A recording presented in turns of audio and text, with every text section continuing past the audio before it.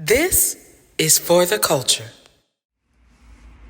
All right, what's up, everybody? It's Dr. CI, and I am back in the building. I know I haven't done For the Culture in a while, so I thought I'd give you an episode where I talk about an issue. Actually, two issues. Y'all see me flip up the deuces? I got two issues that we need to talk about. Today, we really gonna get into racism, okay? Now, I talk about For the Culture because it is indeed geared towards informing the Black community about issues that impact our culture, but I want to inform everybody today about racism. Shall we get started? Yes, all right, let's get this thing started. So first up, I want to talk about the issue with Dr. Seuss and the racist images and context that he has in his book. Now, to be fair, not all of Dr. Seuss's books have racist undertones or overtones in them, but there are 6 that will no longer be allowed on the shelves because of racism. The racist images and the way he portrays his characters, even some of the way that he speaks to just the stereotypes of different people and what those images say, are not something that children should read. Now, some people are like, well, it's books and it's history. Just because it's history don't mean that it's right. Slavery was history. Women not receiving the right to vote was history, right? The 3/5 compromise was history.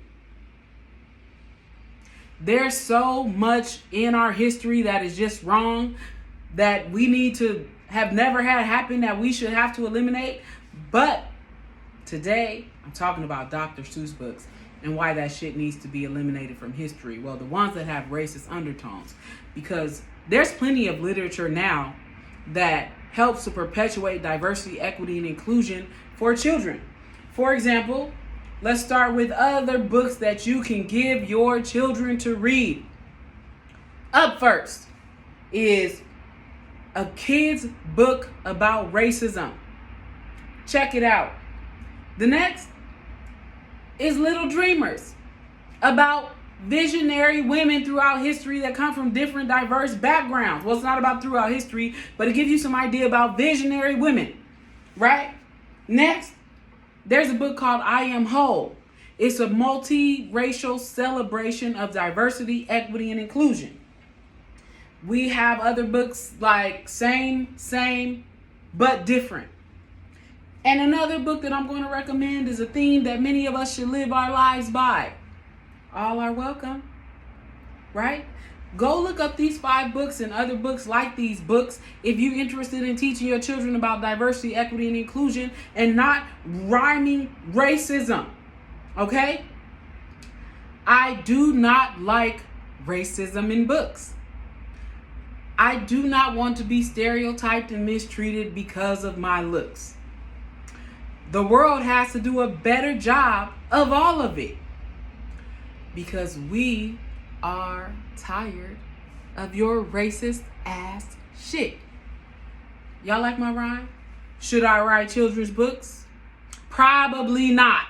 You know what I'm saying? So when we think about words and images that perpetuate racism, like what we've seen in many of our books throughout time, we got to burn those books and get them off the shelves like y'all do other books that y'all are saying are illegal in school that teach about sex education, LGBTQIA plus, and sexuality that educates a child's mind and expands their mind.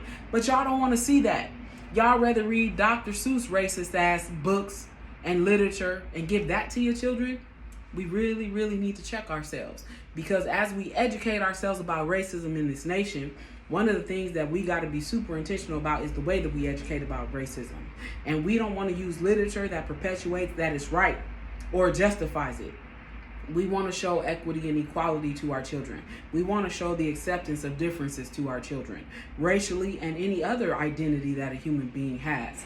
And in order to do that, we really got to be able to teach children about the wrongs. So if you're going to use the Dr. Seuss images or books, use it in comparison to show your children what to think versus not what to think. You know what I'm saying? Make it educational. And if you can't do that, put down that book and go buy a book that does it for you. You know what I'm saying? Next up, Meghan Markle and Prince Harry, I heard that y'all have faced some extreme racism from the royal family. Who the fuck is surprised? I know I'm not, but I am empathetic, right? Because I understand that racism is rampant across the world. It's not just a thing that happens in the United States, although it is a thing that happens in the United States. It's not a thing that, is just secluded to one particular nation or country. The issue of colorism, racism, etc. exists all around the world. And we can't have a conversation about racism and Meghan Markle and the royal family if we're not having a conversation about colorism in two regards. I'm going to break them both down. Colorism, even in the sense that when I watched the episode with her and Oprah and Prince Harry, I heard how she talked about them even being concerned with the skin tone of her child. Now, I would be remiss to say that the fact that Meghan is lighter skinned helped grant her certain privileges to even get into the royal family, right? Some people might say that I'm a little wrong for calling out colorism, but you have to understand that if Meghan was my color, the chances of her even being awarded the privilege would even be slimmer. Now, I ain't saying impossible, and I ain't saying that perhaps Prince Harry don't like darker women. But what I'm saying is we can't talk about racism in this instance without talking about colorism. Now, they're both wrong, and I'm not blaming Meghan for either. But I want to point out the degree of differentiating discrimination when it comes to complexion, right, and melanin. Now, she very much still faced rampant racism and slander, etc. from this shady-ass family. But at the same time, like I said, you can't have a conversation about racism without having a conversation about shadeism. Now, I am sending some love to Meghan and Harry because I get that what y'all are going through is something I'll probably never fully have to understand. And for that reason, the world and the campaign that you sit on, the courage and the bravery that it took to come out and talk about the different trauma that you have faced because of all the racism it is that you have faced in the world, takes a lot of courage. Now, what I'm interested in seeing is how you're going to take that platform to not only amplify your own experiences, but to come to communities that you know have been discriminated against based on race, especially in the UK, and amplify those communities, right? Because for every lesson, there should come a blessing out of it. So how you going to take this lesson that you learning to bless other people? Because if you sit up and talk about racism and you don't do nothing to solve it or to address it, and you sit up and talk about colorism and you only use it for the purpose of self-preservation and amplifying your own voice, that's when I have a problem. So to Meghan Markle, I am challenging you so that I can see how you're going to use your platform and how you are using your platform to really help other people who experience different levels of racism around the world that you have experienced, because that matters. So that's what I'm raising. I don't have a solution for that. I just have questions because I want to see what your solution is. I'm Dr. C.I. This is For the Culture, and I hope y'all enjoyed this episode. Don't forget to like and share our videos. Watch some of our other videos because we always bringing you new stuff.